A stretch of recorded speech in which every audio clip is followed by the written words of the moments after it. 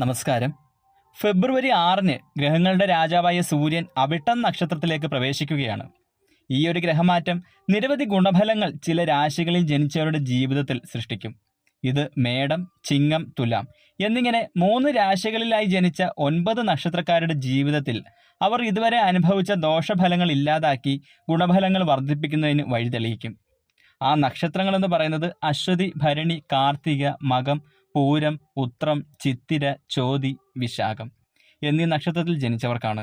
എല്ലാവരും ഓം നമഃശിവായ എന്നൊന്ന് കമന്റ് രേഖപ്പെടുത്തണേ. ഇവർക്ക് ലഭിക്കുന്ന നേട്ടങ്ങൾ എന്ന് പറയുന്നത് പല സാഹചര്യങ്ങൾ മൂലം മുന്നോട്ട് കൊണ്ടുപോകാൻ സാധിക്കാതെ പാതി വഴിയിൽ നിർത്തിവെച്ച ആഗ്രഹങ്ങൾക്ക് വീണ്ടും പുതുജീവൻ നൽകാൻ സൂര്യന്റെ അനുഗ്രഹത്താൽ സാധിക്കുന്നതാണ്. അതോടൊപ്പം തന്നെ ധാരാളം പുതിയ അവസരങ്ങൾ നിങ്ങളെ തേടിയെത്തും. ജീവിത പങ്കാളിയോടൊത്ത് സന്തോഷകരമായ കൂടുതൽ നല്ല നിമിഷങ്ങൾ ചിലവഴിക്കാൻ സാധിക്കും.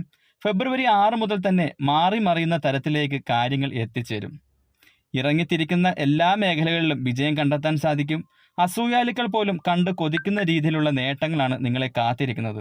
നിങ്ങളുടെ ജീവിതം രക്ഷപ്പെടും, വലിയ നേട്ടങ്ങൾ സ്വന്തമാക്കും.